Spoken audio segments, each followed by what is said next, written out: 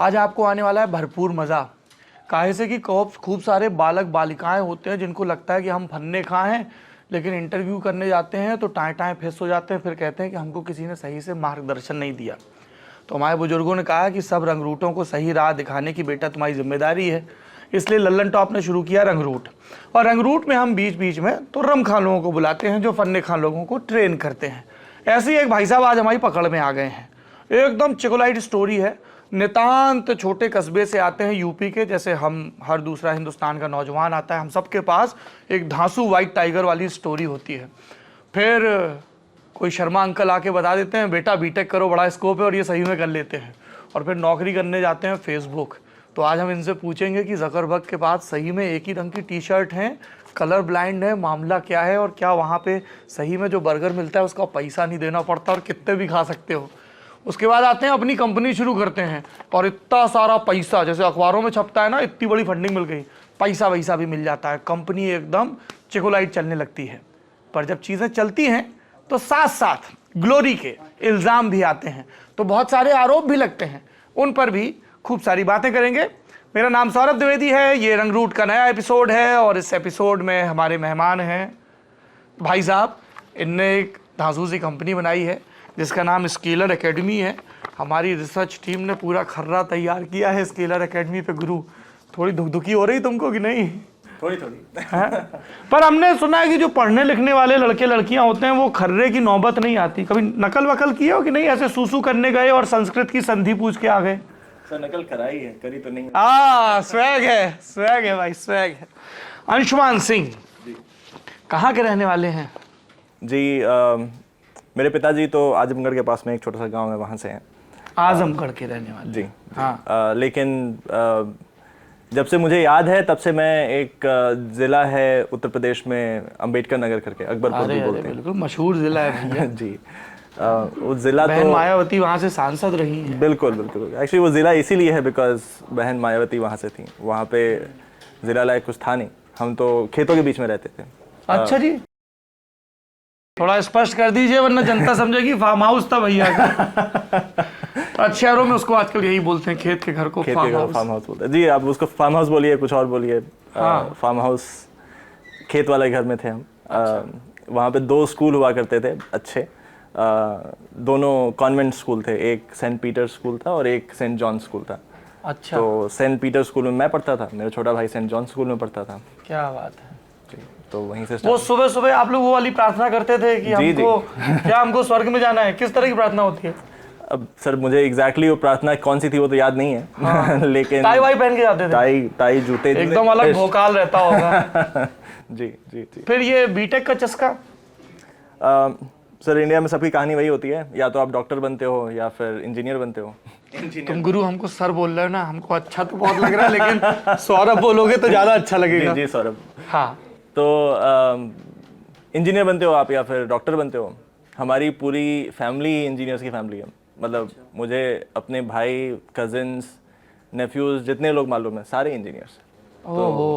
तो plus math भी हैं। हाँ सारे सुखी हैं। हमको बहुत सारे बीटेक वाले मिलते हैं जो कहते हैं भैया करना तो कुछ और था, लेकिन आपको बीटेक ही करना था। जी जी। एक्चुअली मैं वो बोलते हैं ना, क्लास में एक जो पढ़ाकू लड़का होता है, मैं वो हुआ करता था। मैथ्स में 100 नंबर लाता है कमबख्त, तो घर पे डांट पड़ती है जिसकी वजह से। वही लड़के हो तुम? जी जी जी। लग रहा था, हमको शक था। हाँ। तो मैथ्स में काफ़ी इंटरेस्ट था एक्चुअली। अच्छा, बढ़िया। स्कूल के टाइम पे एक मैथ्स ओलंपियाड हुआ करता था। हाँ यार, वो तो बहुत धांसू होता है। तुम उसमें भी गए हो? जी जी जी। तो कौन से स्कूल में थे? तो अकबरपुर में, तो मैं वो सेंट पीटर स्कूल में था। फिर 9th क्लास के बाद पेरेंट्स को लगा कि पढ़ाई बड़ी इंपॉर्टेंट है, तो हमारी पूरी फैमिली मूव हो गई लखनऊ पढ़ाई के लिए। पढ़ाई के लिए? जी जी। तो लखनऊ में हर कोई सिटी मॉन्टेसरी स्कूल में पढ़ता है। मतलब मुझे ये पूछना चाहिए, जैसे कोई लखनऊ बोले कि सीएमएस की कौन सी ब्रांच और गोमती नगर का कौन सा खंड? जी जी। बिल्कुल भाई। तो सीएमएस की अलीगंज ब्रांच में मैं पढ़ा। वहीं से ये मैथ्स ओलंपियाड भी दिया, बिकॉज अगल बगल लोगों से सुना कि मैथ्स ओलंपियाड होता है। हाँ। तो यूपी में मेरी उस टाइम पे 5th रैंक या 6th रैंक आई थी। बहुत सही। जी। तो मैथ में इंटरेस्ट था, इसलिए बीटेक ले लिया। किसी ने बताया कि बीटेक में भी कंप्यूटर साइंस होता है सबसे ज़्यादा अच्छा ब्रांच, बढ़िया प्लेसमेंट होता बढ़िया है। प्लेसमेंट होता है, बस फिर इसलिए कंप्यूटर साइंस ले लिया। हाँ, फिर कंप्यूटर साइंस अच्छा लगता है वो जाके मालूम पड़ा। अच्छा, मज़े आए वहाँ पे। तो काफ़ी। ये आपकी पहली चॉइस थी, ट्रिपल आईआईटी हैदराबाद? सर मैंने AIEEE में फॉर्म में एक ही चॉइस भरी थी, एंड जो काउंसलर था वो काफ़ी तुम हैरान तो था। यार गुरु बड़ा डेफिनेट टाइप से साउंड कर रहे हो कि हमको हमारा मकसद डेफिनेट है? जी जी जी, मुझे तो उस टाइम पे हुआ ये था कि मेरे पास IIT में मेरी रैंक कुछ बहुत खास नहीं थी, 2500 रैंक थी, बट 2500 रैंक में मुझे IIT खड़गपुर में मैथमेटिक्स एंड कंप्यूटिंग मिल रहा था। मैथमेटिक्स क्योंकि था तो मुझे बड़ा इंटरेस्ट था। उसके अलावा किसी ने मुझे, मेरे एक फिजिक्स के सर हुआ करते थे, पाठक सर, उन्होंने बताया था कि IIIT हैदराबाद करके एक इंस्टीट्यूट है, बहुत अच्छा इंस्टीट्यूट है। तो मैंने फिर AIEEE में सिर्फ एक ही ऑप्शन भरा, IIIT हैदराबाद कंप्यूटर साइंस। अगर वो मिल जाता तो फिर ठीक है, नहीं तो फिर IIT तो है ही। किस्मत से मिल गया। काउंसलिंग में क्या हुआ था? तो काउंसलिंग में हम सुबह गए थे, कहाँ पे हुई थी? ये इलाहाबाद में हुई थी। हाँ। इलाहाबाद, अब तो प्रयागराज। नहीं, कोई दंड नहीं है इलाहाबाद बोलने पे। हाँ। तो सुबह से लेके मेरा नंबर आया था रात के कुछ 11 बज गए थे, तब हम लोग सुबह से थे वहाँ पे। उस टाइम पे इतना फ्रस्ट्रेशन भी था, मैंने बस फॉर्म में एक ही डाला, मैंने कहा लीजिए आप। तो वही मौके पे जाके भरना पड़ता है क्या? जी जी, वहाँ पे जाके आपको एक फॉर्म मिलता है। यार हम इसलिए पूछ रहे हैं, हम कभी हिम्मत नहीं जुटा पाए ना UPSC का IAS IPS का फॉर्म भरने की, और ना ये बीटेक वाला भरने की। जी हाँ जी, तो आप वहाँ जाते हैं, आपको एक फॉर्म मिलता है, आप अपने सारे ऑप्शंस एक एक करके प्रायोरिटी में भरते हैं। तो जो पहला ऑप्शन आपको मिल जाएगा वो आपको अलॉट हो जाता है। अगर आपके कोई ऑप्शन नहीं मिले तो फिर आपकी सीट गई।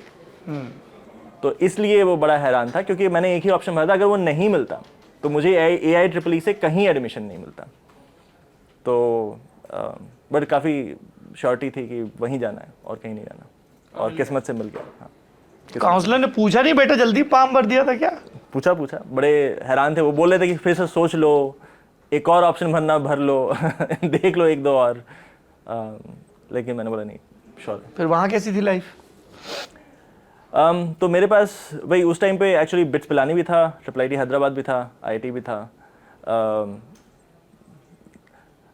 तो IIIT हैदराबाद गए, थोड़ा टाइम वहाँ स्पेंड किया, फिर ये हुआ कि यार अब यहाँ रैगिंग दे दी है, अब फिर से किसी और कॉलेज में जाएंगे, फिर से देनी पड़ेगी तो मैंने बोला यहीं रुकते हैं। अच्छा, ऐसा आया था मन में कि एक बार और IIT दे देते हैं या जी जी, तो पहले तो मन ये था कि शायद बिट्स पिलानी चले जाते हैं, लेकिन बिट्स पिलानी का एडमिशन बाद में था। तो पिताजी ने कहा कि स्टार्ट करके देख लो, अगर पसंद आएगा तो रुक जाना IIIT हैदराबाद, नहीं आएगा तो चले जाना बिट्स पिलानी या IIT जहाँ पे भी जाना हो। फिर मुझे वही लगा कि अब रैगिंग दे दी है, फिर से कौन देगा, रुक जाते हैं, IIIT हैदराबाद ही रुक जाते हैं। हल्की फुल्की होती है या ढंग से रगड़ा होता है? नहीं, हल्की फुल्की होती है। जो मैंने सुने हैं किस्से रैगिंग के, उसके कंपैरिजन में तो बड़ी हल्की फुल्की हुई थी। और आपने कितनी ली थी? जी, मैंने बिल्कुल नहीं ली। बिल्कुल यही जवाब देना होता है इंटरव्यूज में, हमेशा यही बोलना होता है, हमने नहीं किया था, हमारे साथ हुआ है लेकिन हमने इंट्रो नहीं लिया। बिल्कुल, हमारे टाइम पे इनफैक्ट ये भी हुआ था कि कुछ लोग रैगिंग के लिए पकड़े गए थे।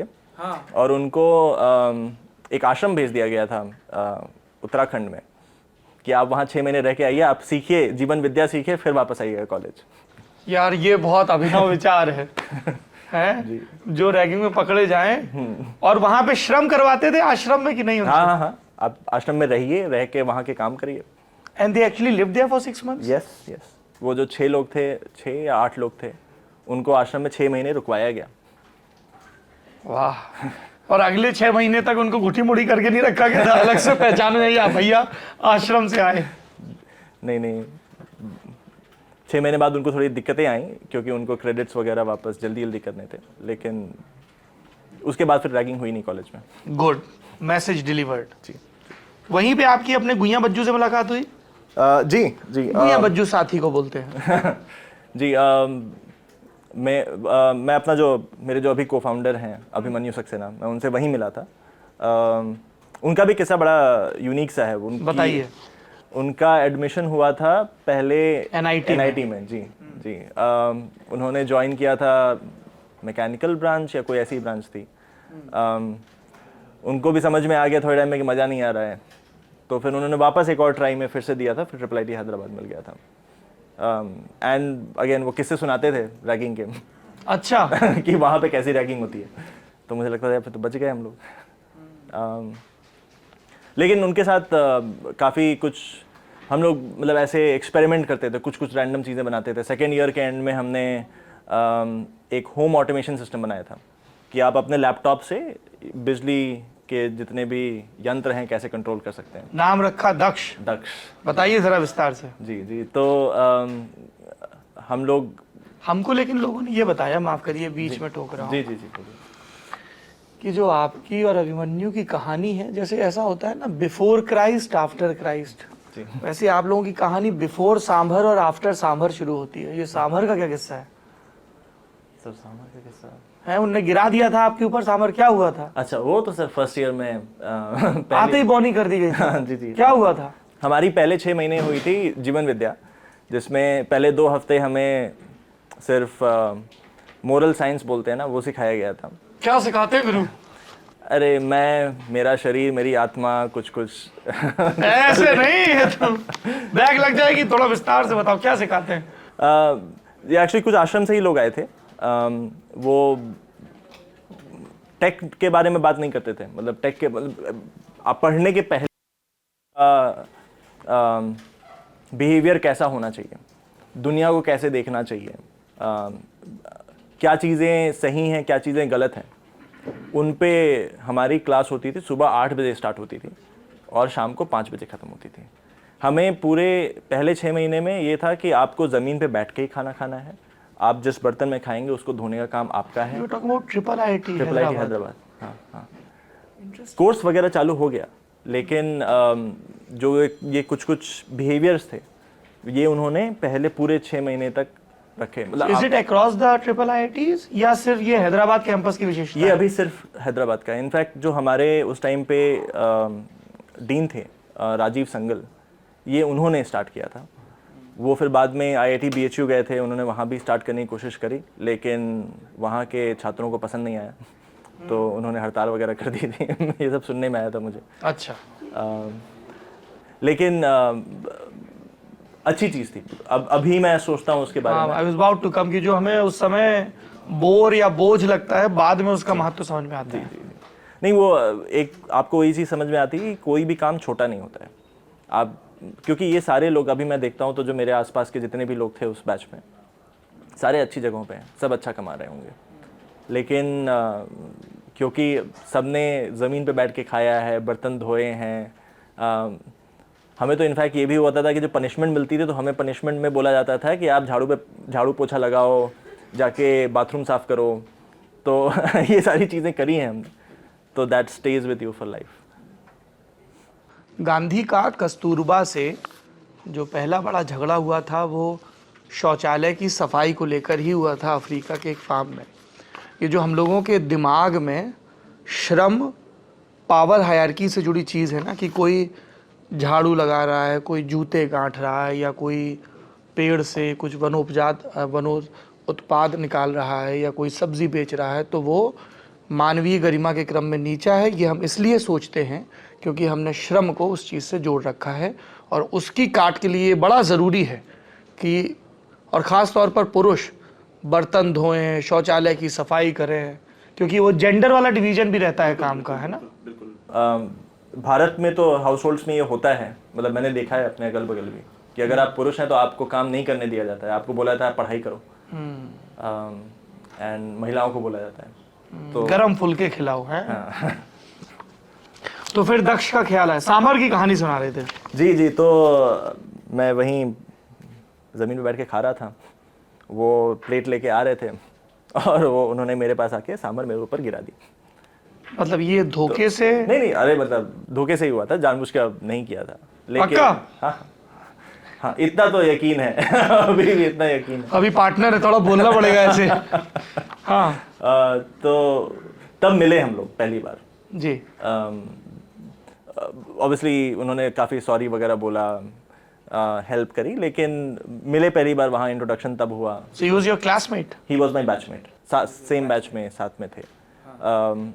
फिर जब जो हमें हॉस्टल्स भी अलॉट हुए थे, अगल बगल ही थे, तो फिर ऐसे ही मतलब पहले साल ये हुआ था कि पहले 6 महीने आपको लैपटॉप अलाउड नहीं था, आपको जाके वर्क स्पेस में काम करना था। वर्क स्पेस था जहाँ पे एक कंप्यूटर होता था जिसको कि 5-6 लोग शेयर करते थे, सबके स्लॉट्स होते थे।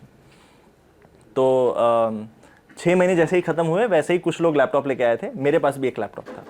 तो हमारी विंग में जितने भी लोग थे सब रात को आ जाते थे और विंग में बैठ के मूवी अब ये मत बताइएगा कि कौन सी मूवी देखते थे।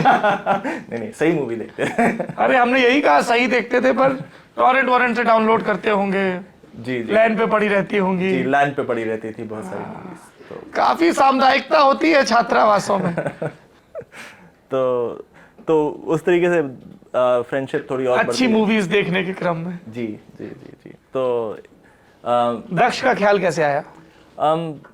तो असल में उस टाइम पे क्या था कि हमारा जब साल एंड होता था तो कुछ 2-3 महीने मिलते थे अगला साल शुरू होने के पहले। दूसरा साल ख़त्म हुआ था, हम लोग ये सोच ही रहे थे कि क्या करना चाहिए। तो फिर अभिमन्यु के साइड से ही आया था कि चलो यार कुछ बनाते हैं। तो IIIT में अच्छी चीज़ क्या है कि कंप्यूटर साइंस के स्टूडेंट्स हैं, साथ में इलेक्ट्रॉनिक्स के भी स्टूडेंट हैं। तो इलेक्ट्रॉनिक्स में भी एक जेंटलमैन थे जयराज, वो भी आजकल एक कंपनी चलाते हैं कॉन्वेजिनियस नाम की। तो वो थे, हम लोग थे, तो हमने सोचा यार साथ में क्या बनाते हैं। तो उन्होंने ही सजेस्ट किया कि क्या हम इलेक्ट्रिकल अप्लायंसेस को ऑटोमेट कर सकते हैं, क्योंकि काफ़ी सारा वेस्टेज होता है। एसी चलता हुआ छोड़ दिया, गीज़र चलता हुआ छोड़ दिया। तो अगर इन सब चीज़ों को हम डिटेक्ट कर पाएंगे तो हम अलर्ट दे पाएंगे, अलर्ट से फिर आप बंद कर सकते हो, तो फिर इलेक्ट्रिसिटी सेव हो जाएगी। हमने बोला नहीं यार आइडिया तो बहुत अच्छा है, करना चाहिए। तो फिर हमने वहीं पे एक कंपनी हुआ करती थी कोजी गेम्स नाम की। Cozy games? बड़ा ही वियर्ड सा नाम है। काफी कोजी नाम है। जब भी मैं बताता हूँ लोग हंसते हैं। तो उन्होंने बोला कि आप आओ हमारे ऑफिस से काम करो, थोड़े बहुत पैसे भी दे दिए शुरुआत में बनाने के लिए। तो फिर हम उनके ऑफिस से ही बनाते थे। हमने बना के कंप्लीट किया। कंप्लीट करने के बाद अब उस टाइम पे स्टूडेंट से समझ में आता नहीं था करना क्या है। तो उसी कंपनी ने ये आईपी हमारा ख़रीद लिया। उन्होंने प्रोडक्ट ख़रीद लिया। उन्होंने बोला कि आप लोग जाओ पढ़ो, हम संभालते हैं। ठीक ठाक रकम ली थी कि नहीं? नहीं सर, छोटी मोटी रकम थी, मतलब उसे हमारा पॉकेट खर्चा हमें कहाँ समझ में आता था तब। तो पॉकेट मनी टाइप का निकल गया था हमारा। अच्छा, उसके बाद फिर एक चीज़ और बनी है, उसके बाद फिर क्या किया? फिर प्लेसमेंट हो गया दक्ष के बाद? जी, और भी कुछ मचाया कैंपस में? 4th ईयर में असल में IIIT हैदराबाद में बहुत ज़्यादा पढ़ाई नहीं होती है, क्योंकि कोर्स वर्क सब खत्म हो चुका होता है।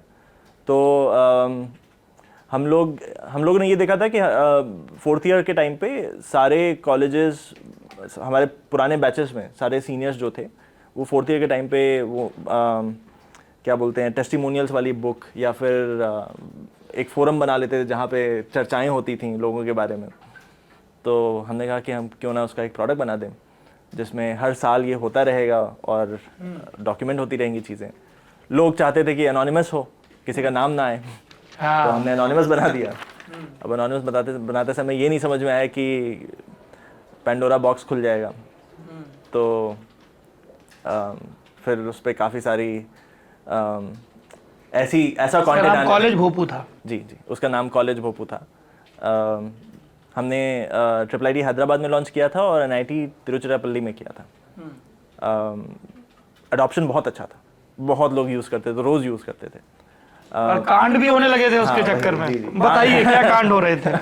अरे लोगों ने अफवाहें चालू कर दिया था उस पर। किस तरह की?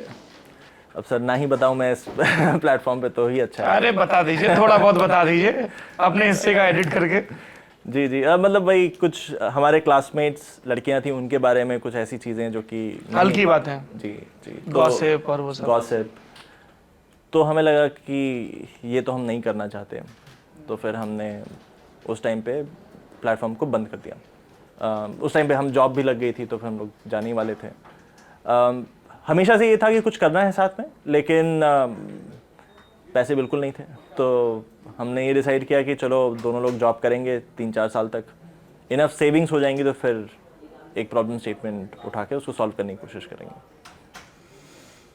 लगभग ऐसी ही कहानी फेसबुक की शुरुआत की भी है ना? लड़कियां, rejection, selection, face smash and then Facebook. आप जब फेसबुक के इंटरव्यू के लिए गए थे तो आपने क्या कॉलेज भोंपू के बारे में उनको बताया? जी हल्का फुल्का बताया था। उन्होंने कुछ क्वेश्चंस भी मेरे से पूछे थे विच इज़ कॉलेज भोंपू के कॉन्टेक्स्ट में कैसे इंजीनियरिंग स्केल करेगा। तो कुछ सॉफ्टवेयर इंजीनियरिंग के क्वेश्चंस पूछे थे उन्होंने उसके रिगार्ड में। लेकिन तब तक फेसबुक ने ग्रुप्स बना लिया था, फेसबुक ग्रुप्स, जो कि सिमिलर कॉन्सेप्ट था। तो बट लाइक मुझे लगता है कि थोड़ा सा मुझे फ़ायदा मिला इस बात का कि मैं एक सिमिलर प्रोडक्ट पे काम कर रहा था। फिर कहाँ चले गए? अमेरिका? जी। कैसा है दफ्तर वहाँ, बताओ जरा हमको पहले। सर हम लोग जब जिस पहले ऑफिस में गए थे वो बेसमेंट था, एक बहुत लंबा चौड़ा बेसमेंट था। कौन से साल की बात है? 2000? ये 2010 था। उसके बाद अब तो जो है जो ऑफिस है नया फेसबुक का वो एक जाने माने आर्किटेक्ट हैं फ्रैंक गेरी करके, उन्होंने डिज़ाइन किया है।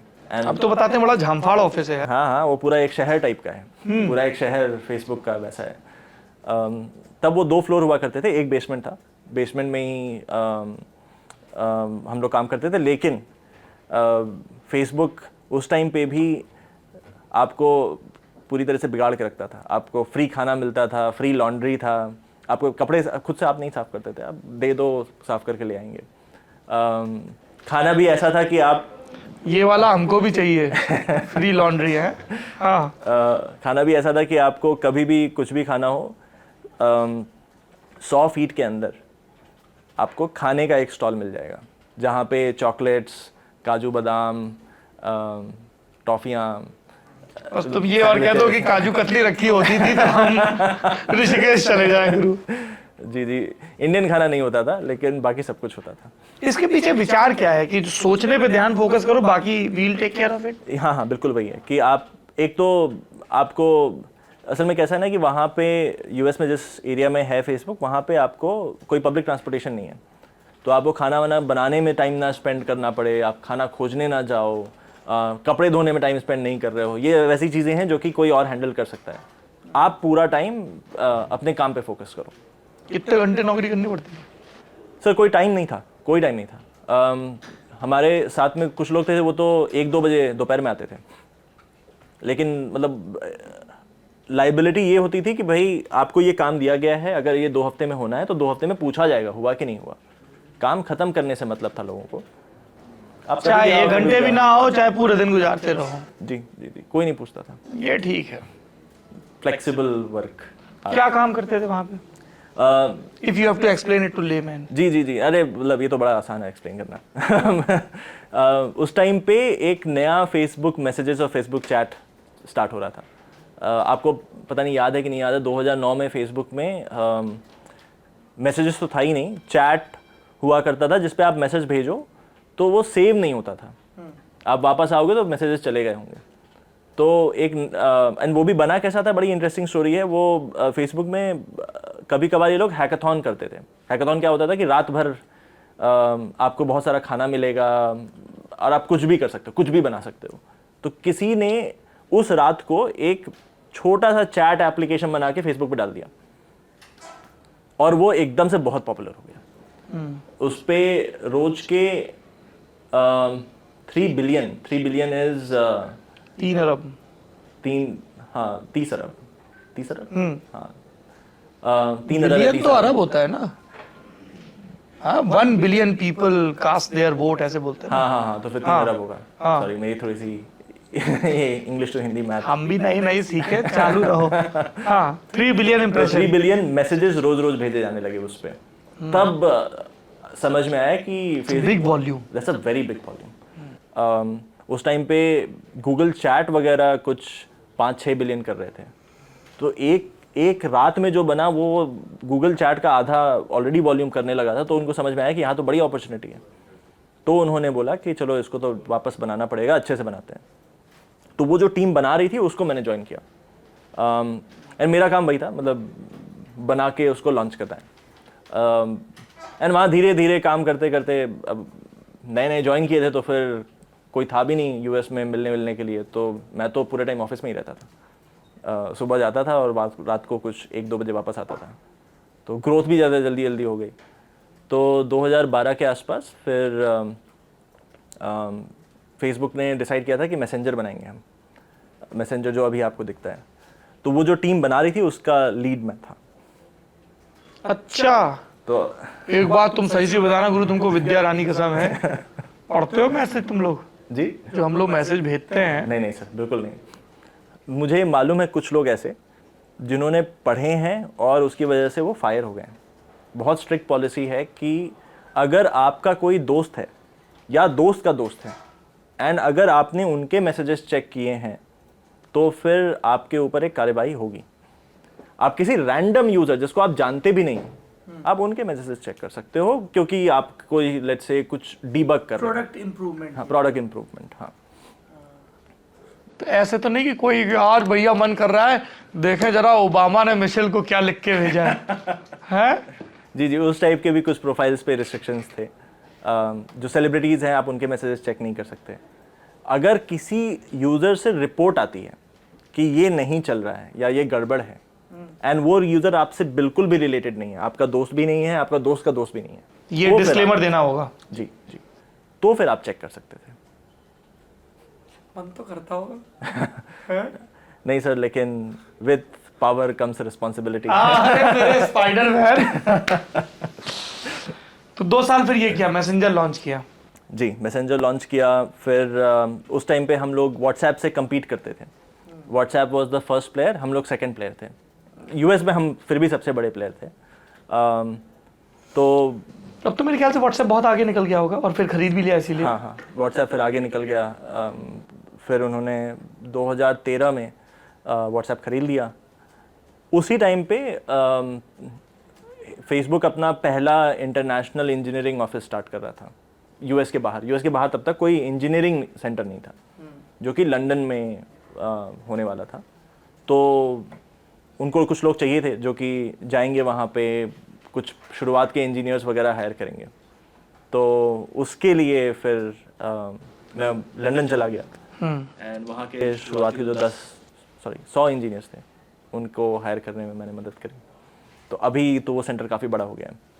अभी मैं सुनता हूँ वहाँ पे 1000 लोग के आसपास हो गए हैं। फिर छोड़ दिया? जी जी, छोड़ने का भी रीज़न वही था कि जो पहले था कि कुछ तो खुद से करना ही है, अभिमन्यु के साथ जो पहले डिस्कस हुआ था। दूसरा, उस टाइम पे कुछ चीज़ें होने लगी थी जिनसे ये लगा कि भारत में हर कोई इंजीनियरिंग करता तो है, लेकिन इंजीनियरिंग का स्टैंडर्ड काफ़ी अच्छा नहीं है। जैसे मतलब मैं एक इंस्टेंस बताऊं तो मैं अपने भाई से ही बात कर रहा था, तो come from a family of engineer, सारे इंजीनियर्स, तो वो भी इंजीनियरिंग कर रहा था, छोटा भाई मेरा। उसने मुझे एक इंस्टेंस बताया था कि एग्ज़ाम होने वाला है, एग्ज़ाम में मास्टर जी ने बताया है कि ये क्वेश्चंस आएंगे, और इसलिए वो उन क्वेश्चंस का कोड रट रहा था। एंड ना ही मतलब अकेला नहीं था वो, उसके साथ के भी लोग यही करते थे, कोड रटते थे। कोड रटना ऐसा हुआ जैसे कि आपको मैथ में प्रॉब्लम आप बैठ के रटो, वैसा हो जाता है। तो लगा कि कुछ गड़बड़ है। गड़बड़ इसलिए भी है क्योंकि ये दिख रहा था कि जो दुनिया है वो टेक की तरफ जा रही है, सब कुछ धीरे धीरे कोड से हो रहा है, और इंडिया में इतना सारा टैलेंट है, अगर ये कर रहा है तो फिर कैसे बनेगा। तो लगा कि इट्स अ ये ऐसी प्रॉब्लम है जो हमारे दिल के करीब भी है और काफ़ी इम्पैक्टफुल भी है। बिल्कुल भी आइडिया नहीं था इससे कितना बड़ा बिजनेस बन सकता है, लेकिन ये था कि चलो ये प्रॉब्लम है, सॉल्व करना चाहिए। तो फिर एंड हम लोग मतलब we are right people to solve it, क्योंकि हम खुद सॉफ्टवेयर इंजीनियर रह चुके हैं, अच्छी जगहों पे रह चुके हैं। अभिमन्यु भी एक ऐसी कंपनी में था जो कि fab.com, जी, वो it was the fastest unicorn उनको बोलते हैं, जो कि $1 बिलियन से ज़्यादा इवैल्यूएशन होती है उनकी, 7,500 करोड़ से ज़्यादा जिनकी टोटल वैल्यू हो जाती है जिन कंपनीज की, उनको यूनिकॉर्न बोलते हैं। तो अभिमन्यु उस कंपनी में था जो कि was the fastest unicorn, and वो उनके सेकंड इंजीनियर थे। तो उन्होंने भी एक ऐसी जर्नी देखी थी जो बहुत लोगों ने नहीं देखी थी। तो हमें लगा कि यार हम दोनों लोग मिलकर अगर बनाएंगे तो कर ले जाएंगे सॉल्व। तो इसलिए 2014 एंड में दोनों ने जॉब छोड़ दी हमारी अपनी, और फिर पुणे वहीं से आया अभिषेक उपमन्यु का वो जोक, तो क्या करूं, जॉब छोड़ दूं? अच्छा, फिर 2014 एंड में, क्योंकि अभिमन्यु पुणे में ही थे, तो मैं पुणे वापस आ गया और पुणे से फिर हमने स्टार्ट किया इंटरव्यू बिट। इंटरव्यू। ये क्या भला है?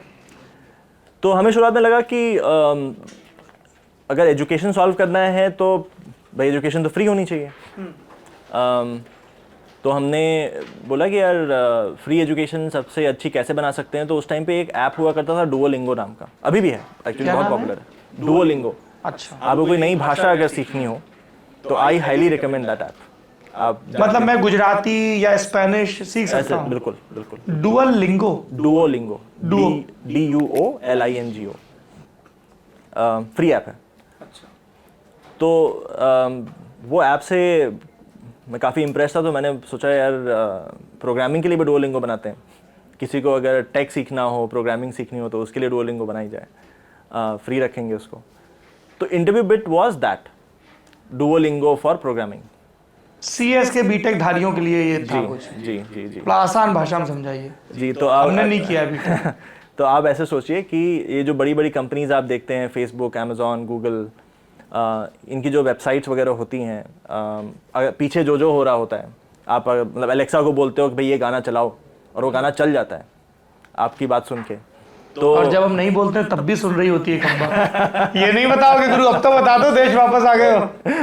सर अमेजोन के अंदर क्या होता है मुझे नहीं मालूम, लेकिन ये जो चीज़ें कैसे चल रही हैं वो फिर इंजीनियर्स बनाते हैं, एंड वो सब होता है कोड के थ्रू। आप कोड लिखते हो कि अगर ये आएगा तो ये करना है। वो जो कोड लिखने वाले लोग हैं उनको सॉफ्टवेयर इंजीनियर्स बोला जाता है। तो जो वेबसाइट थी वो, उसका पर्पज़ ये था कि ऐसे सॉफ्टवेयर इंजीनियर्स कैसे बनाए जाएं जो कि बड़ी बड़ी कंपनी जिनमें बहुत ही कठिन प्रॉब्लम्स होती हैं। ये बड़ी कठिन प्रॉब्लम है कि आप कोई किसी भी एक्सेंट में, कोई भोजपुरी में भी बोल रहा है कि भाई गाना चलाओ, चल जाता है, उसको समझ में आ जाता है कि आप बोल रहे हो गाना चला रहे हो। एलेक्सा रितेश पांडे का गाना चलाओ जी, और हेलो कौन, हम बोल रहे। हाँ, उसको फिर भी समझ में आ जाता है। ये एक बड़ी कठिन प्रॉब्लम है, इसको कैसे सॉल्व करना है वो अच्छे इंजीनियर्स ही कर सकते हैं। तो ऐसे इंजीनियर्स कैसे बनाने हैं, उसके लिए क्या क्या voice detection, sound and then write algo so that it can do the proper search, और जो बेस्ट रिजल्ट है वो सब जी दिखा जी, सके। जी, बिल्कुल। ऐसे इंजीनियर्स कैसे बनाने हैं, उसके लिए जो चाहिए वो करने की कोशिश थी। वहाँ पे मतलब जैसे फॉर एग्जांपल हर फील्ड में ये होता है कि पहली चीज़ जो आपको आनी चाहिए वो होती है प्रॉब्लम सॉल्विंग। आपको कोई भी मैं प्रॉब्लम दे दूँ, आप उसको छोटे छोटे पार्ट्स में ब्रेक करके आप सॉल्व कर पाते हो।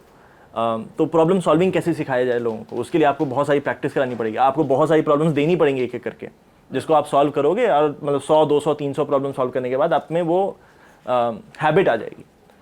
तो वो वेबसाइट ये कराती थी, इंटरव्यू बिट। इंजीनियर्स को अगले रोल के लिए तैयार करना है, शार्प करना। मतलब जो इंजीनियर्स या फिर जो हमारे कॉलेजेस में भी लोग थे जो कि रट रहे थे कोड, उनके अंदर वो इंटरेस्ट जगाना। और वॉल्यूम भी आपने काफी ड्राइव किया। 10 लाख रजिस्टर्ड यूजर थे, डेवलपर्स थे, जी जी, और 3 लाख एक्टिव यूजर हैं। जी जी, अभी तो नंबर बढ़ गए हैं काफ़ी, लेकिन जी 2018-2019 तक कितने थे। और बहुत पैसा भी मिला है सुना, फंडिंग में। जी, वो इंटरव्यू बिट के लिए नहीं मिला था। तो इंटरव्यू बिट तो फ्री वेबसाइट था, उससे पैसा कमाते नहीं थे हम। स्केलर के लिए मिला वो? जी, स्केलर के लिए मिला। बता दो, GST वाले नहीं देखते हैं शो।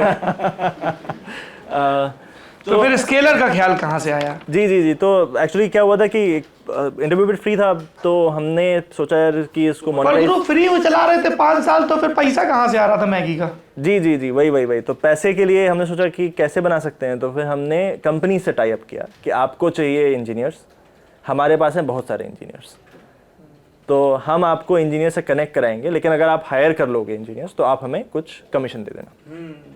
तो प्लेसमेंट, हायरिंग, रेफरल, वो वाला सिस्टम था। जी, रेफरल वाला सिस्टम। तो 2016 तक हमने स्टार्ट कर दिया था, तो 2-2.5 साल हो गए थे चलाते हुए। फिर कंपनी से पैसा लेते थे, कैंडिडेट से भी लेते थे? कंपनी से लेते थे, कैंडिडेट से नहीं लेते थे। वो फ्री था? जी, कैंडिडेट्स में तो हमने काफ़ी सारे कैंडिडेट्स को जब वो ज्वाइन करते थे तो लंबा चौड़ा एक गुडी बॉक्स भेजते थे कि आपने हमारे प्लेटफॉर्म से जॉब ली। लेकिन थोड़े टाइम में ये समझ में आने लगा कि हम दोनों ने जॉब इसलिए छोड़ी थी क्योंकि हमें एजुकेशन प्रॉब्लम सॉल्व करनी थी। ये तो हम गलत तरफ आ गए कि हम रिक्रूटमेंट करा रहे हैं कैंडिडेट्स का। अच्छी चीज़ें हैं but that was this is not what you guys wanted to do. हाँ, ये हम करना नहीं चाहते थे। हमारा ये था कि लोग सीख नहीं रहे, उनको सिखाना है। तो इंटरव्यू बिट का भी हमने डेटा देखा कि इतना मैसिव स्केल हो गया है, 10-20 लाख लोग प्लेटफॉर्म पे हैं, इतने सारे लोग एक्टिव रहते हैं, क्या हमने सॉल्व करी एजुकेशन की प्रॉब्लम? और हमें दिखा कि जो कंप्लीशन रेट है कि प्रॉब्लम सॉल्व कर करके आप कंप्लीट कर रहे हो, वो जो है मतलब वो टोटल लोग जिन्होंने कंप्लीट किया वो 1-1.5 हज़ार के आसपास थे। तो इतना लंबा ड्रॉप 10 लाख से 1.5 हज़ार, तो हमें लगा कुछ तो गड़बड़ है इसमें। एंड एक्चुअली ये सिर्फ इंटरव्यू बिट के साथ नहीं था, ये हर ऑनलाइन प्लेटफॉर्म के साथ था। आप कोर्सेरा, यूडेमी, किसी भी कोर्स प्लेटफॉर्म को देखो, सब में यही होता है कि बहुत लोग स्टार्ट करते हैं और बीच में छोड़ देते हैं। कोई डंडा मारने वाला नहीं है, कुछ जा नहीं रहा है। मतलब ये सारे कोर्सेज एकदम बुक्स की तरह हैं। आपके पास भी देखिए कितनी सारी बुक्स पढ़ी हुई हैं यहाँ पे, लेकिन क्या आपने सारी बुक्स पढ़ी हैं? नहीं पढ़ी होंगी। क्या पता आपने पढ़ी हो लेकिन बाकियों ने नहीं पढ़ी होंगी। My whole life was a lie. नहीं, मुझे किताबें पढ़ना पसंद है। अच्छा जी, लेकिन आप फिर एक्सेप्शन हैं।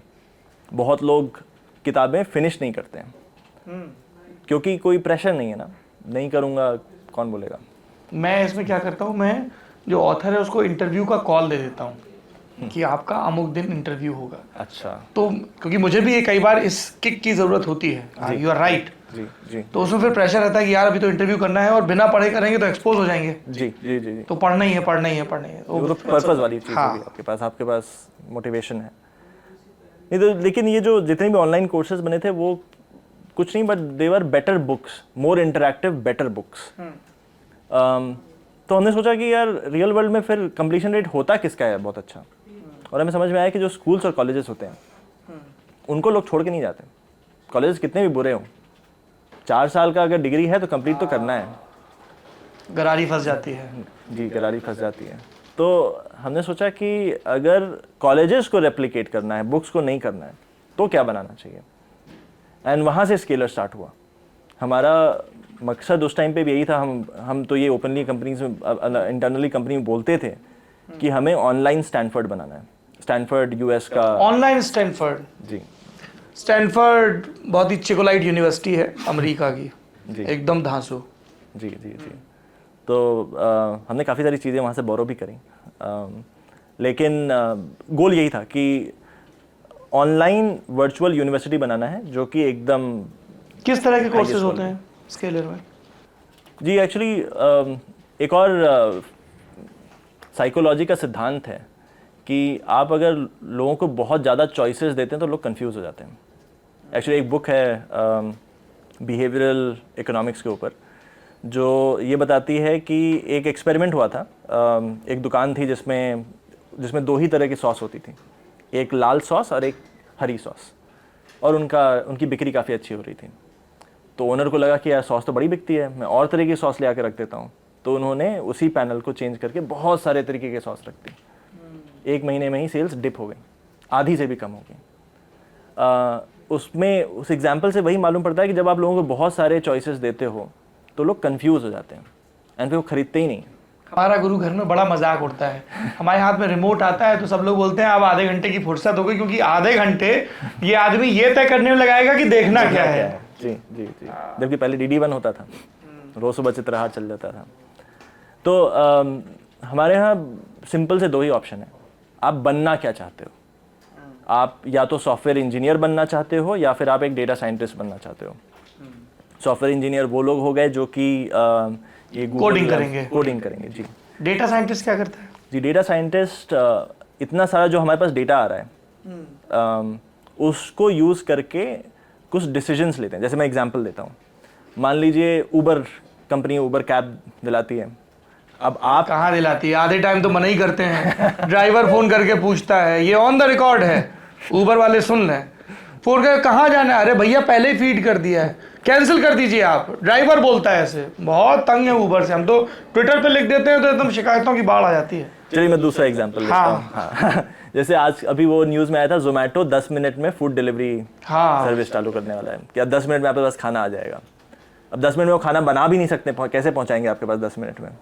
तो उसमें होता क्या है कि जैसे एक चीज़ होती है, उसको बोलते हैं डिमांड प्रेडिक्शन। अगर मुझे ये दिखता है रोज रोज कि यार रोज 8 बजे इस एरिया में 15 लोग बिरयानी तो ऑर्डर करते ही हैं, तो फिर मैं क्या कर सकता हूँ, मैं चिकन बिरयानी प्रिपेयर करके रखूंगा, जैसे ही ऑर्डर आएगा मैं निकालूंगा, निकाल के भेज दूंगा। इसको बोलते हैं डिमांड प्रेडिक्शन। ये इस टाइप की जो चीज़ें होती हैं कि आप डेटा, पुराने डेटा को, हिस्टोरिकल डेटा को कैसे यूज़ करो ताकि आप आगे की चीज़ें प्रेडिक्ट कर सको, ऐसे बिजनेस डिसीजंस लेने में हेल्प करो जिससे कि बिजनेस बिकम्स मच बेटर। अब जैसे जोमेटो अगर 10 मिनट में फूड डिलीवर करता है तो कोई स्विगी से क्यों ऑर्डर करेगा, अगर खाना वैसा ही आता है तो ये काम डेटा साइंटिस्ट करते हैं कि आप पुराने डेटा से क्या क्या कर सकते हो। जैसे डिमांड प्रेडिक्शन में ही उबर भी ये डिमांड प्रेडिक्शन कर सकता है कि यहाँ के ऑफिस फ्लाइट इस बजे इतनी लैंड होंगी तो हमें आईजीआई के इर्द गिर्द इतना ट्रैफिक चाहिए, या फिर इस ऑफिस से अगर लोग शाम को 6 बजे निकलते हैं तो हम पहले से ही यहाँ पे इतनी कैब्स भेज देंगे। इससे क्या होता है कि आपका वेट टाइम कम हो जाता है, इससे एक्सपीरियंस बेटर हो जाता है, एक्सपीरियंस बेटर हो जाता है, customer delight, yes, which they are not worried at all.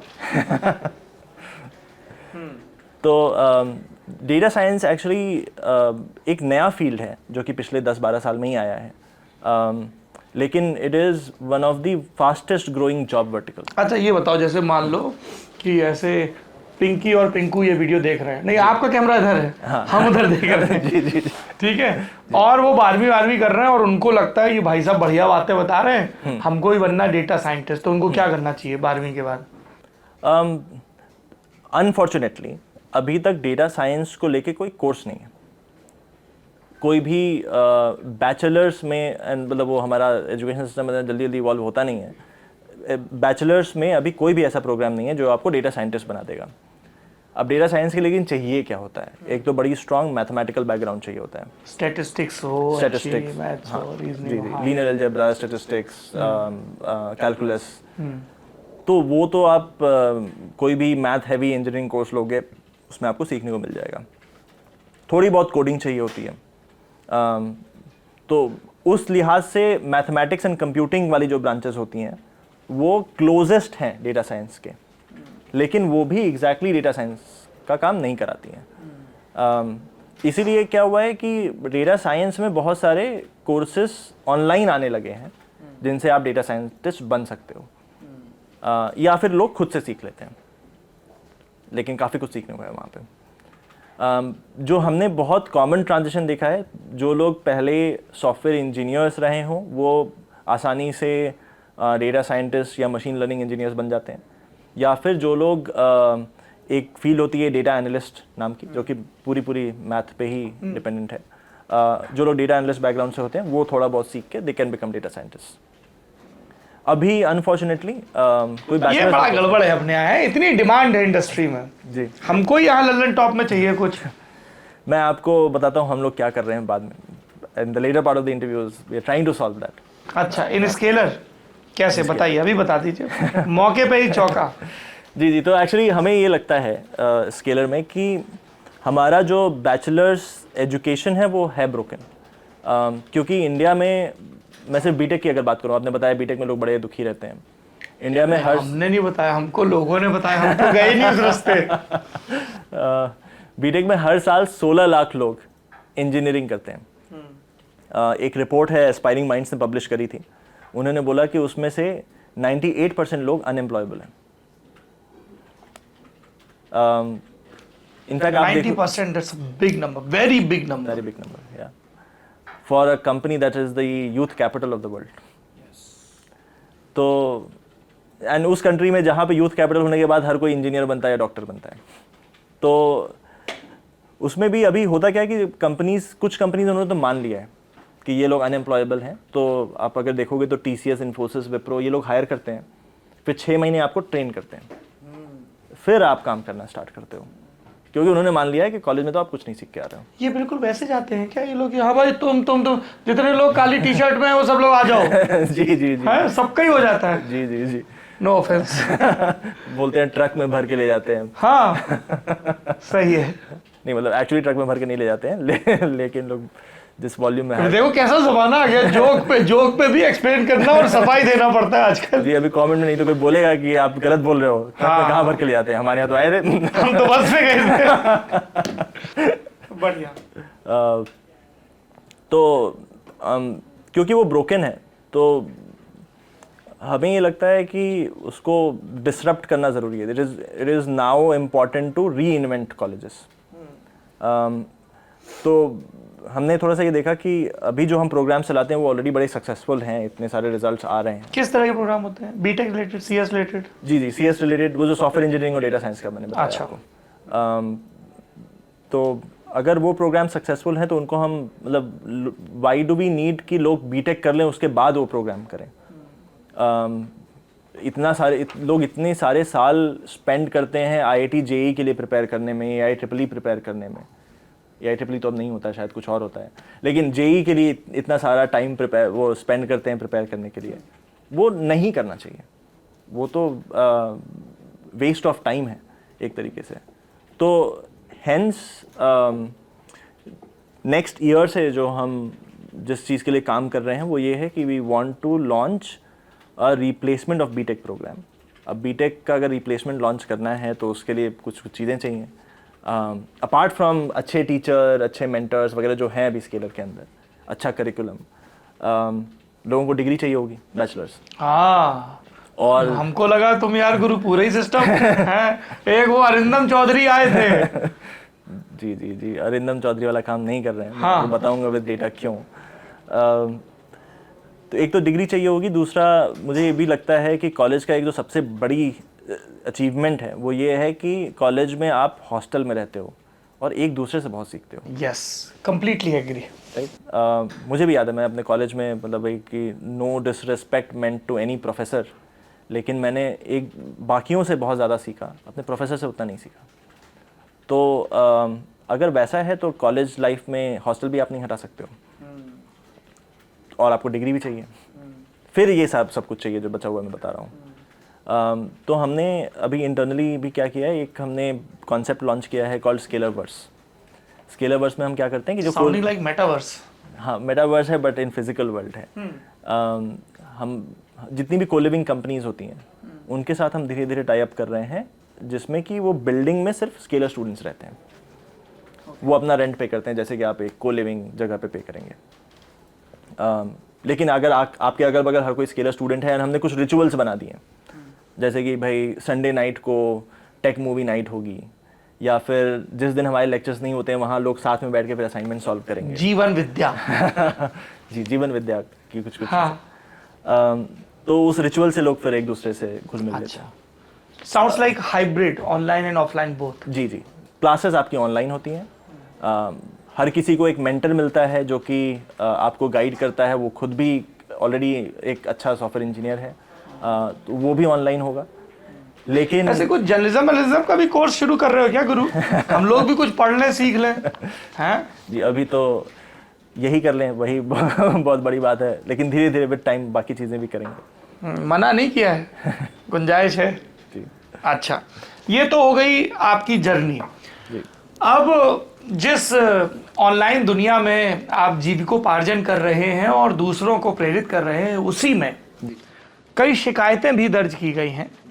तो आप चूंकि संस्थापक हैं तो हमको लगा लल्लन टॉप का मंच है, थोड़ा खुला खेल फर्रुखाबादी हो है। एक भाई साहब ने लिखा है कि टालते हैं, गोली देते हैं। कैसे? उनने उदाहरण दिया पूरा। लिखा कि हमने फलाने साल में इंटरव्यू बिट ज्वाइन किया, 3 टियर यानी छोटे कॉलेज से हूँ, बड़ी कंपनी नहीं आ रही थी, अच्छी नौकरी के रेफरल की उम्मीद में स्केलर ज्वाइन किया। प्रॉब्लम सॉल्विंग परसेंटेज मेरा 80% से ज़्यादा था, लेकिन रेफरल के वक्त टरका दिया। कहा कि तुम्हारे मेंटर सेशन कम है, फिर कहा कि अटेंडेंस कम है, कभी बोले प्रॉब्लम सॉल्विंग परसेंटेज कम है। जब सब ठीक कर लिया तो बोले अभी कैंपस इंटरव्यू चल रहे हैं, आपको नवंबर में रेफरल देंगे। नवंबर में कहा टॉप कंपनीज में बात कर रहे हैं, फरवरी तक मदद नहीं मिली और फिर कह दिया कि सारी कंपनियां टियर 1 कॉलेज से हायरिंग कर रही हैं। ये रेफरल का क्या चक्कर है गुरु? जी थोड़ा सा इसके पीछे हिस्ट्री है तो मैं बताइए। देता हूँ। हमने जब स्केलर स्टार्ट किया था इंटरव्यू बिट के बाद, तो हमने एक मॉडल में लॉन्च किया था जिसमें हम बोलते हैं post paid model. Post paid model 2019 की बात है ये इंटरव्यू बिट में ही था। जी जी, इंटरव्यू बिट के जस्ट बाद हमने स्केलर का पहले नाम हुआ करता था इंटरव्यू बिट एकेडमी। अच्छा, उसको बाद में फिर स्केलर कर दिया। 2019 में जब हमने लॉन्च किया था तो पोस्ट पेड मॉडल था। उसका रीज़न यही था कि हमें ये लगता था कि अगर हम पहले लोगों से पैसा मांगेंगे तो कुछ लोग जो अफोर्ड नहीं कर सकते हैं उनके लिए प्रोग्राम लेना भी मुश्किल हो जाएगा। तो हम शुरुआत में कुछ भी नहीं लेते थे। हम ये बोलते थे आप पढ़ो फ्री ऑफ कॉस्ट। जब आपकी जॉब लग जाएगी तब आप हमारे हिस्से की फीस दे देना। तब आप हमारे हिस्से की फीस दे देना। कॉन्सेप्ट सुनने में बड़ा अच्छा लगता है, इसलिए हमने स्टार्ट भी इसी से किया था।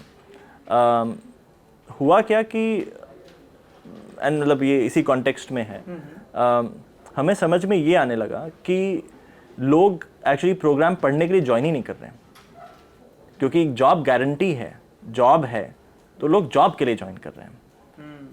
एंड पढ़ाने के लिए एक्चुअली फिर हमें बड़ी दिक्कत आती थी कि हम उनको पीछे पड़े रहते थे, डंडा मारे। अच्छा, उनको लग रहा था कि इनको अपनी फीस वसूलनी है तो हमें कहीं ना कहीं तो लगवाएंगे है।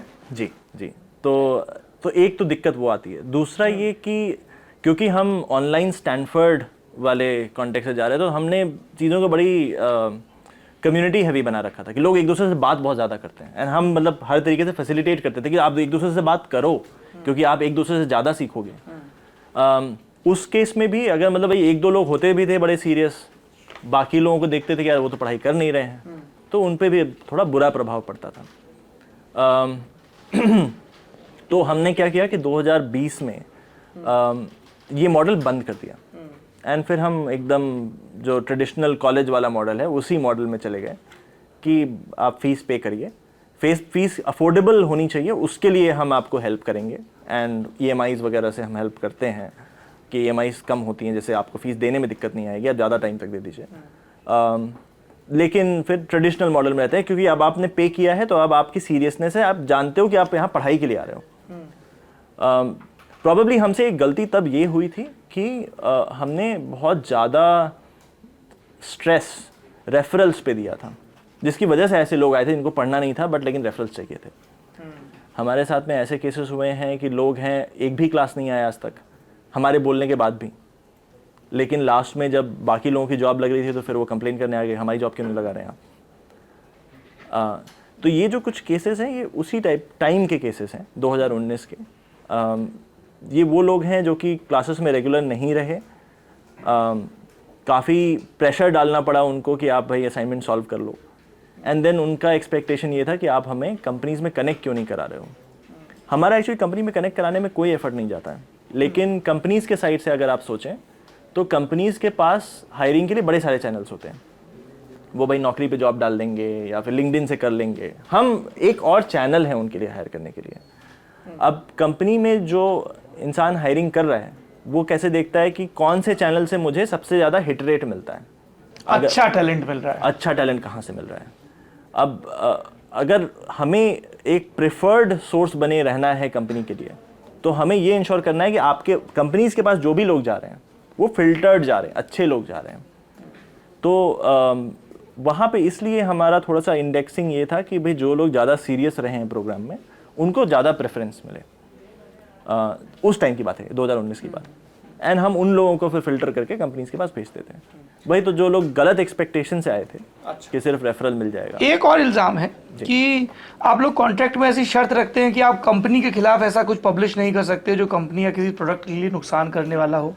किसी ने ये भी लिखा कि अगर कोई किसी कोर्स या वीडियो के नीचे नेगेटिव कमेंट लिखे तो उसको डिलीट कर दिया जाता है, इसलिए आपको सिर्फ पॉजिटिव कमेंट दिखेंगे, ऐसा है क्या? ये अगेन सेम उसी दौरान की बात है, लेकिन ऐसा नहीं है, क्योंकि आप अगर YouTube वगैरह पे भी जाएंगे, सर्च करेंगे तो आपको दोनों तरीके की चीज़ें मिलेंगी। आपको पॉजिटिव चीज़ें भी मिलेंगी और जो आपको रिसर्च में मिला है नेगेटिव चीज़ें भी मिलेंगी। हमने उनको डिलीट नहीं किया है। तो आपने इसके पहले कॉन्ट्रैक्ट वाली एक चीज़ बोली थी ना? जी जी, कि कुछ ऐसा होता है कि आप कंपनी के खिलाफ कुछ पब्लिश नहीं कर सकते, लिख नहीं सकते, ऐसा कुछ है? जी, ऐसा भी नहीं है। आप अगर देखेंगे तो हमारे अगेंस्ट हमारे ही स्टूडेंट्स ने, कुछ लोगों ने उस टाइम पे ब्लॉग बनाए हैं, वीडियो बनाए हैं। ठीक है, पड़े हुए हैं। मतलब होना चाहिए, दोनों तरीके के पर्सपेक्टिव होने चाहिए। ये स्टूडेंट्स को बता दिया जाता है क्लियरली कि भाई आपको क्लासेस अटेंड करनी पड़ेंगी इफ़ यू वांट रेफरल? जी जी। और रेफरल प्रॉमिस होता है, बिल्कुल पिंकी प्रॉमिस होता है कि रेफरल मिलेगा ही? जी, कोई रेफरल का प्रॉमिस नहीं होता है, लेकिन अभी भी नहीं होता बाय द वे। अच्छा। लेकिन ये होता है कि देखिए, अगर आप सीख जाएंगे तो हमारे थ्रू या अपने थ्रू आपकी जॉब लगना आसान हो जाएगी। Job at the end of the day, भाई आपको कोई कंपनी हायर करेगी, वो इसलिए नहीं हायर करेगी कि मैंने कनेक्ट कराया। वो पहले होता था पुराने ज़माने में कि आप किस सोर्स से आए हो, उससे आपकी जॉब लग जाती है। हाँ, ये तो है। आप अभी इसीलिए हायर होते हो क्योंकि आप काबिल हो। तो भाई अंशुमान हमसे कहेंगे ना कि सौरभ जी ये लड़का या लड़की बहुत अच्छा है, इसको तो हम टेस्ट करेंगे, बस ये है कि आपने बताया है तो हम टेस्ट कर लें, पर अंततः टेस्ट की परफॉर्मेंस से ही होगा। बिल्कुल। तो इसलिए मतलब ज़्यादा हमेशा स्ट्रेस इसी बात पे रहा है कि आप अपने स्किल बिल्डिंग पे ध्यान दें। हमारे पास जो चैनल्स हैं जिन पे हम कनेक्ट कराते हैं कंपनी से, उससे आपको सहूलियत हो जाएगी। लेकिन अगर आपने सीखा नहीं है तो फिर हमारे कनेक्शन से भी कोई फ़र्क नहीं पड़ने वाला। अच्छा, एक कई लोगों ने ये भी लिखा है कि जो आप क्लेम करते हैं कि आपके 500 से ज़्यादा कंपनियों से टाई अप हैं, असल में कंपनियां बहुत कम हैं, क्या है ये चक्कर? जी जी, ये सब उसी टाइम के कुछ लोग थे जिन्होंने कंप्लेन किया था 2020 अर्ली 2020। लेकिन अगेन मतलब मैं देखिए, आपने जो फाइनेंशियल एक्सप्रेस से बात की है अप्रैल 2022 में, उसमें आपका दावा है कि हम 700 कंपनियों के साथ काम कर रहे हैं। जी जी जी, मैं इसीलिए अगेन मैं कुछ नहीं बोलना चाहता हूँ, मैं रैदर आई टेक, मैं ऐसी जगहों से एग्जाम्पल लेता हूँ जो कि इन पब्लिक डोमेन है और वेरीफाइड है। हमने अभी KPMG से एक असेसमेंट करवाया। अच्छा। कि भाई ये हमारा डेटा है, ये हमारे स्टूडेंट्स हैं, आप जाके वेरीफाई कर लीजिए प्लीज़, एंड फिर आप पब्लिश करिए। तो उन्होंने अभी एक रिपोर्ट पब्लिश करी है, उनमें उन्होंने बताया है कि जो हमारे अभी तक जो लोग पढ़े हैं वो कहाँ पे काम कर रहे हैं, एवरेज सैलरी क्या है, कितना हाइक मिलता है उनको, किन कंपनीज में काम कर रहे हैं। उस रिपोर्ट के मुताबिक, मैं नहीं बोल रहा हूँ, ये वो रिपोर्ट बोल रही है, उस रिपोर्ट के मुताबिक जो लोग स्केलर में पढ़ते हैं उनमें 94% लोग ऐसे होते हैं जिनकी कि नई जॉब लग जाती है। ओके। ये वो लोग हैं जो कि पार्ट टाइम कर रहे हैं कोर्स। 94% एक्चुअली मतलब कंप्लीशन रेट भी होना बड़ी बात है ऐसे सेटअप में। दूसरा, उनकी जो एवरेज सैलरी है, अगेन एवरेज सैलरी भी मतलब कुछ लोग ये आर्ग्यू कर सकते हैं भाई ऑलरेडी ज़्यादा हो तो आपकी तो भाई ज़्यादा होगी ही होगी, जो कि कुछ लोग ISB के लिए बोलते हैं, लेकिन एवरेज सैलरी कुछ 20 लाख के आसपास है after scalar. And more importantly कि एवरेज हाइक, मतलब कि स्केलर के पहले आपकी सैलरी क्या थी, स्केलर के बाद आपकी सैलरी क्या हुई, उसमें डिफरेंस कितना था। तो average hike at Scaler is 130%, which means कि आपकी सैलरी दुगनी तो मतलब 2.5 गुना हो जाती है ऑलमोस्ट। ये वो रिपोर्ट बोल रही है। अच्छा। ये रिपोर्ट और ये जो डेटा पॉइंट है, ये कुछ 2,500 से ज़्यादा डेटा पॉइंट, 2,500 से ज़्यादा लोग हैं जिनके ऊपर ये सब नंबर निकाला गया है। अगर हम इतने एम्प्लॉयज के साथ काम नहीं कर रहे होते तो ये कैसे डेटा आता? तो ये डेटा ही यहाँ पाना बड़ा मुश्किल। अच्छा, ये कई लोगों ने कहा कि आप एकदम धांसू टाइप के टीचर्स दिखा देते हो, वो 3-4 ही सेशन लेते हैं, बाकी सब टीचर्स को लेके भी कुछ लोगों ने सवाल उठाया, इस पर क्या कहेंगे? जी जी, तो देखिए हमारी जो क्लासेस होती हैं वो होती हैं लाइव, मतलब कि मुझे वहाँ पे उपस्थित रहना पड़ेगा क्लास लेने के लिए। अब क्या होता है कि जो बैचेस चल रहे हैं वहाँ पे एक इंसान एक ही क्लास ले सकता है। सारे बैचेस एक्चुअली रात को 9 बजे ही होते हैं, क्योंकि वर्किंग लोग हैं, उनको स्किल अपग्रेड करनी है। जी। तो वो जो मान लीजिए जिस टीचर को आपने देखा वो तो एक ही क्लास पढ़ा रहा होगा, अगर बहुत सारी क्लासेस चल रही हैं इन पैरेलल तो उनमें से किसी एक क्लास में होगा। तो हर किसी को ये गारंटी कर पाना कि भाई आपको यही टीचर सारी क्लास पढ़ाएगा, ये तो बड़ा मुश्किल है। तो हम क्या करते हैं, हम ये बोलते हैं कि देखो हर किसी की अपनी स्पेशलाइजेशन है। हो सकता है कि मैं सॉफ्टवेयर इंजीनियरिंग का एक कॉन्सेप्ट बहुत अच्छा पढ़ाता हूँ, आप कुछ और बहुत अच्छा पढ़ाते होंगे, तो हर किसी को स्पेशलाइजेशन में डाल दिया है। उस बैच का वो स्पेशलाइजेशन ये टीचर पढ़ाएगा, लेकिन वो पूरा कोर्स नहीं पढ़ा सकता। तो फिर इनके क्या वीडियो उपलब्ध करवाते हैं बाकी लोग देख सकें ताकि? जी, मतलब अगर डिमांड आती है लोगों की कि नहीं मुझे ये पसंद नहीं आया जो दूसरे टीचर ने पढ़ाया, तो हम वो उपलब्ध कराने की कोशिश करते हैं। लेकिन इन स्पाइट ऑफ दैट हमारे प्लेटफॉर्म पे रेटिंग्स को लेके हर क्लास के बाद हम रेटिंग लेते हैं स्टूडेंट से। जैसे आप, गलत एग्जांपल है लेकिन जैसे आप उबर का अगर टैक्सी लेते हो तो उसके बाद आपको रेटिंग देना होता है। यार पहले ये बताओ, उबर ने आपकी फंडिंग कर रखी है क्या? लोगों का बाय एंड लार्ज तजुर्बा अच्छा नहीं है। जी जी, चलिए उबर से आप रेटिंग नहीं, हाँ Zomato. This video is not sponsored by Zomato, please go ahead. और उबर उबर तो कहाँ इतना धो दिया है। तो हर क्लास के बाद हम रेटिंग लेते हैं आउट ऑफ 5। हमारी एवरेज रेटिंग एक्चुअली 4.6 के नीचे जाए आउट ऑफ 5 तो फिर अंदर अलार्म बज जाता है।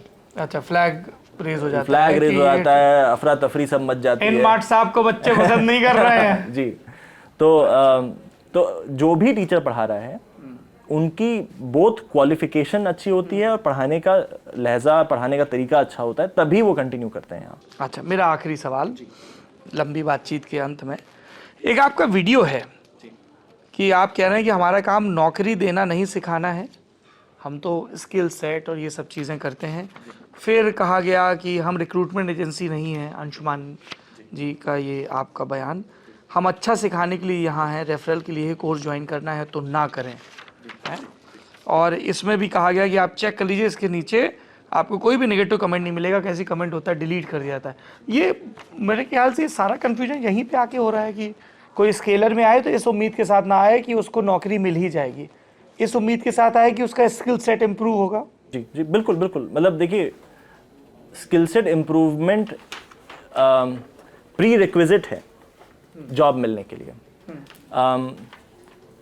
क्योंकि हमने इस तरीके से स्टार्ट किया था जहाँ पे हमने बोला था पहले कि यार देखो, आप अभी फीस मत पे करो, जब आपकी जॉब लग जाएगी तब आप फीस पे करना। कुछ लोगों ने उसको ऐसा इंटरप्रेट किया कि ये तो जॉब लगाने का पैसा ले रहे हैं, सीखना ज़रूरी नहीं है, जो कई प्लेसमेंट एजेंसियां असल में लेती भी हैं। जी बिल्कुल बिल्कुल। हाँ, लेकिन मतलब अगेन डिफरेंस क्या है कि हमने ये मॉडल क्यों रखा था, क्योंकि हम पढ़ाना चाहते थे एंड हम चाहते थे कि अफोर्डेबल रहे आपके लिए, आपको उस टाइम पे पेमेंट की दिक्कत ना आए, आप सीख लो, जॉब लग जाए, फिर आप पे करना। लोगों ने कुछ लोगों ने, सबने नहीं, क्योंकि बड़े सारे अच्छे अच्छे लोग भी निकल के आए उस बैच से, कुछ लोगों ने उसको ऐसे इंटरप्रेट किया कि अब आप जॉब लगा दो हमारी, फिर आप पैसे ले लेना। तो इसलिए ये वीडियो उसी कॉन्टेक्स्ट में था। अच्छा, एग्जैक्टली उसी ड्यूरेशन का है। अच्छा, वही 1-1.5 साल है जिसमें सारे ये हुए थे, पूरा वितंडा खड़ा हुआ। जी जी जी।